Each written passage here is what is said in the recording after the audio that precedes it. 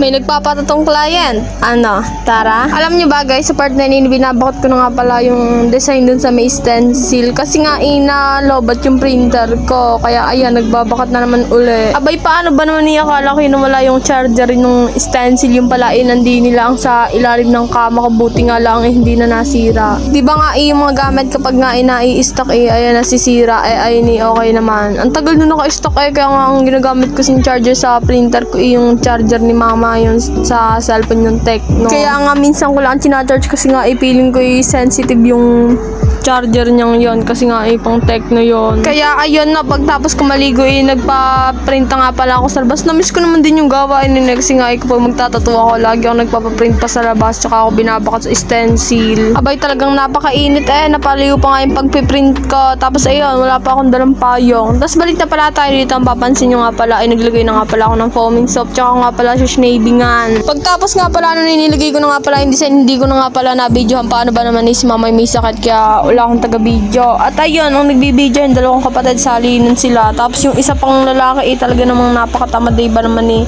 pero masipag naman yun.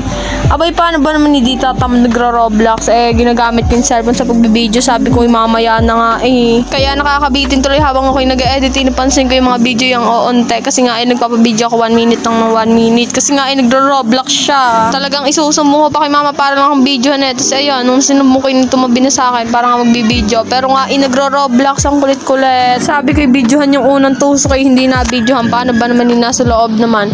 Unang nag-video na yung isang kapatid na babae. Kaso nga tinoyo. Ayun, nanood lang sa loob. Tsaka kaya niya ibinigay dun sa kapatid ko. Paano ba naman may sakit si mama? Alam niyo ba yung nakipag-collab ako dun sa may Look? Ang tagal ako inintay ni mama doon kasi naiwan akong mag-isa, no? Tapos, mala yun? Parang, sinasabi ko sa inyo yung mala probinsya. Ang dilim doon, no? Nakatigil yung tricycle. Kasama sila. Dalawang kapatid. Tapos si mama, nanuno si mama. Yun, no? Pinatawas namin nung isang gabi. Abay, natatakot ako sa resulta. Yung resulta may nuno sa may ulo niya tsaka sa tiyan. Kaya pala nung nakita ko si mama poise na pawes, masakit yung ulo tsaka yung tiyan. Nakakatuwa nung kapag napatawas may talagang gagaan yung pakaramdam niya, no? Alam niyo ba yung na-miss ko rin yung mag-voice over? Paano ba naman hindi ako nakakapag-upload ng video? Paano ba naman sobrang busy? Pero nga ang pasok lang namin sa school 3 beses lang sa isang linggo. Wednesday, Friday, Saturday lang. Ewan, siguro kinokontra din minsan ng katamaran. Paano ba naman lagi akong puyat? Kaya binabawi ko talaga sa hapon. Kaya nga hindi na ako nakakapag-video sa gabi. Alam niyo ba kahapon yung session na yan? 3 session nga ginawa ko dyan. Kaya ayun, hindi ko talaga na-i-video. Paano ba naman sabi ko to sa model ko may darating pa akong isang client. Paano ba naman sabi ko yung kinabukasan na kaso yung isang yon aalis na bukas. Aalis na ngayon papuntang Maynila. Kaya ayun. Alam niyo yung pinost ko yung Karen. Ayun, kaya medyo natagalan din. Buti na nga lang hindi na maga. Ang saya nga mga nakatambay kami sa labas pagtapos nung tinatawag ko isang client na tapos nagkakape kami. Ayun nga, dyan yung sa part na yun, dyan ako nagsimula na ulit nung matapos yung Karen.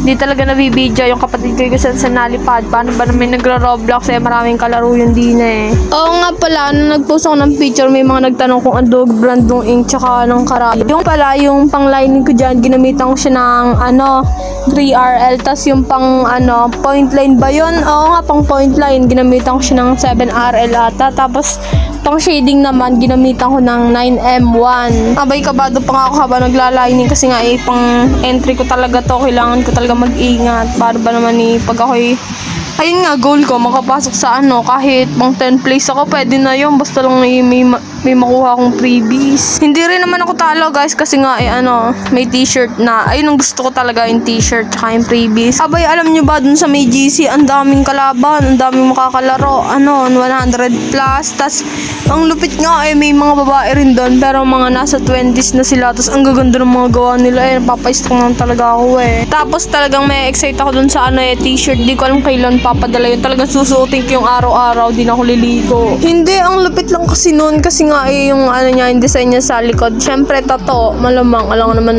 no. Kaso matagal pa ang ang deadline niya September. Tapos pinaka mag-judge talaga yung October, kaya matagal pa. Pa lang ngayon, June, July, August, September.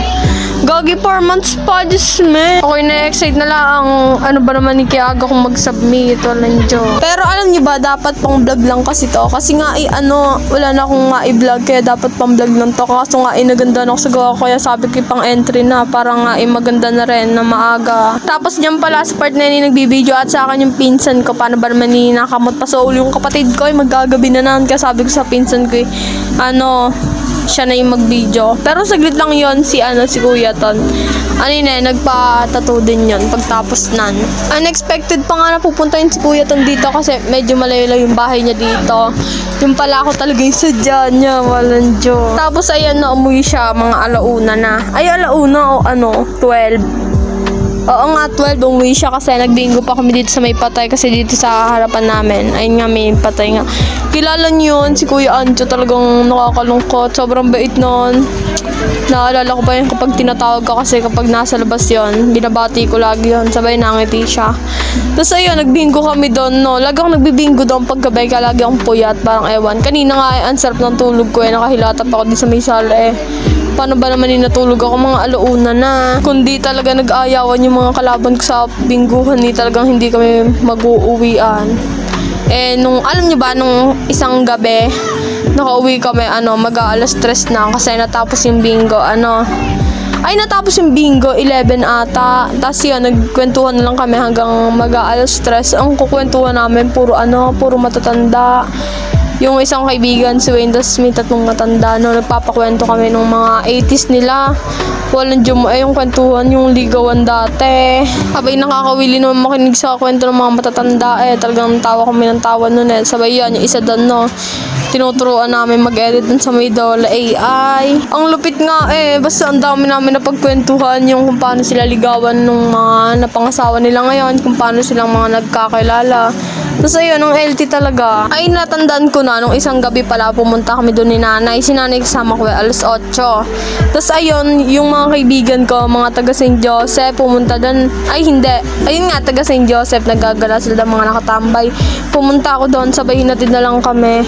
Mga 10 PM. Tapos ayun, naglaro na ako ng bingo. Natapos nga siya mag-12 na.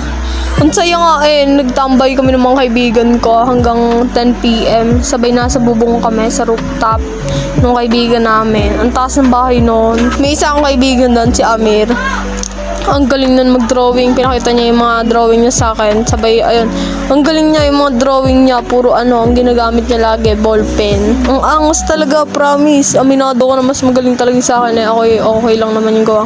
Puro anime lang naman yung akin. Sabay kanya yung realistic tapos gamit niya ballpen. Talagang makakabilib. Tapos balik pala tayo dito. Sobrang challenging pala mag-color packaging ba yun? Di ba sobrang mapapaisip ka talaga kung ano ilalagay. Dapat talaga yung magiging creative ka Kaya sobrang nabilib talaga ako sa mga nagtatattoo na magaling magkulay. Kahit sa mga papel lang, nagdo-drawing. Ang galing mga magkulay. Paano kaya yan? Paano ba naman ninasanay ako black and white lang kahit sa notebook at sa papel? Tapos diyan pala sa part na yun, naglagay na nga pala ako ng foaming soap. Tsaka nga pala siyang nuska. So mapansin nyo nga pala, wala na akong gloves dyan. Paano ba naman hindi nabidyohan yung pagkuskus ko? Kaya inulit ko kaso nga wala na akong gloves. Yung kapatid ko kasi kung saan nasuot dyan, sabi nga huwag ka alis sa tabi kay para nga may taga-video. Para nga hindi nasisigaw para hanapin siya. Napakakulit. So ayan, malapit nyo na pala makita yung final looks guys. Sana nga makasama ko sa sa 10 place lang man lang. Kahit nga nasa 10 place na ako, pwede na yun. So ayun na po yung final looks niya guys. Bye bye.